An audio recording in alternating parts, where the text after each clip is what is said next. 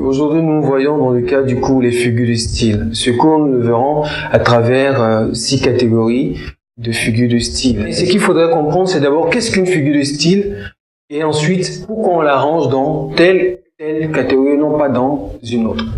Aujourd'hui, comme nous l'avons dit plus tôt, nous verrons 6 catégories de figures de style dans lesquelles on aura classé des figures de style. On aura les figures d'analogie, les figures d'atténuation, les figures de construction, les figures de substitution, les figures d'opposition et les figures d'amplification. Voici les 6 catégories que nous verrons aujourd'hui dans le cadre de ce cours sur les figures de style. D'abord, les figures d'analogie. La comparaison. On a un comparé, un comparant et un outil grammatical de comparaison. Exemple, ton cœur est comme un coffre. Ici, l'outil grammatical de comparaison est comme. Deuxième figure de style, la métaphore. On a une comparaison directe sans outil grammatical de comparaison. Ton cœur est un coffre. Ici, on n'a pas l'outil grammatical de comparaison comme qu'on a eu à voir dans le cadre de la figure de style, la comparaison. Ensuite, on a la personnification. La personnification, elle attribue les caractéristiques humaines à un être non humain. Exemple, le lion parle à l'éléphant. Ici, nous savons que parler est propre à l'être humain. Les figures d'atténuation, ici, dans le cas des figures d'atténuation, on aura à voir 2 figures de style. La litote. On suggère quelque chose, mais on ne dit pas clairement.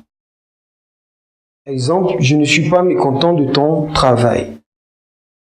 On fait allusion au travail de la personne, mais on ne dit pas clairement. L'euphémisme. Cette figure de style permet de rendre une réalité moins brutale. Exemple, le roi est mort. Au lieu de dire le roi est mort, on dira simplement que le roi nous a quittés ou le roi n'est plus. Parfois, d'autres vont plus loin en disant que le roi a mal à la dent. Ne pas dire que le roi est mort. Les figures de construction. Cette 3e catégorie, il s'agit pour nous de voir l'anaphore, cette figure de style est la répétition de mêmes mots en début de plusieurs phrases ou de plusieurs vers. Comme ce célèbre poème de David Diop, Afrique, mon Afrique, Afrique des fiers guerriers, Afrique, etc.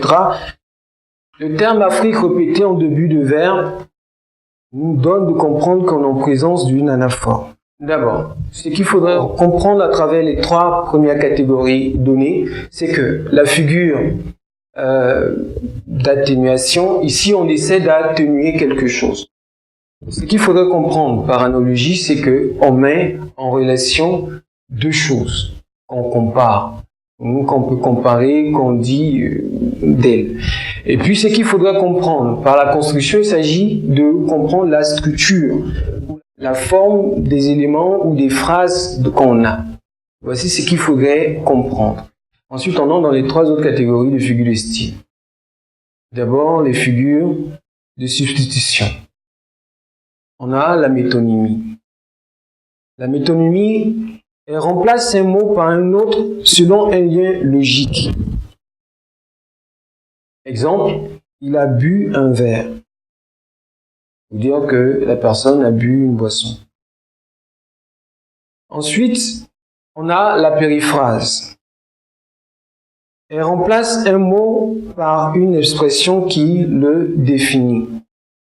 Exemple, la langue de Molière, pour faire allusion à la langue française ou au français.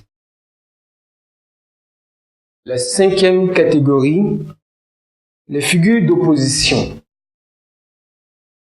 Dans le cadre de l'opposition, on a l'antithèse, l'antiphrase, l'oxymore. D'abord, l'antithèse.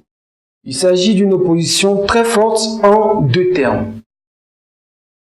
Exemple, qui aime bien châtie bien. On a encore comme figure de style dans le cas de l'opposition l'antiphrase. On dit le contraire de ce qu'on pense. Exemple, je suis dans de beaux draps. Pour dire qu'on est dans les difficultés. Prochaine figure de style dans le cadre de cette catégorie, on a l'oxymore. L'union de deux mots contraires frappe l'imagination. Exemple, un silence assourdissant. Le silence, on sait ce que c'est, assourdissant également, on sait ce que c'est. Et la dernière figure de style est les figures d'amplification. Dans le cadre de cette catégorie, on aura à voir l'hyperbole.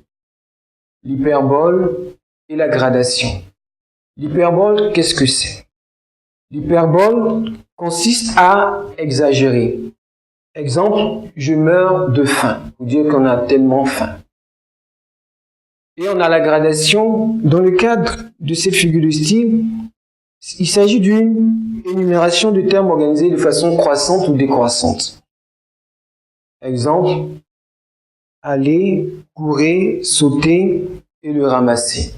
Ce qu'on retiendra de ces trois dernières catégories de figures de style, c'est que d'abord les figures d'amplification, il s'agit pour nous de montrer qu'on exagère d'une certaine manière dans nos propos.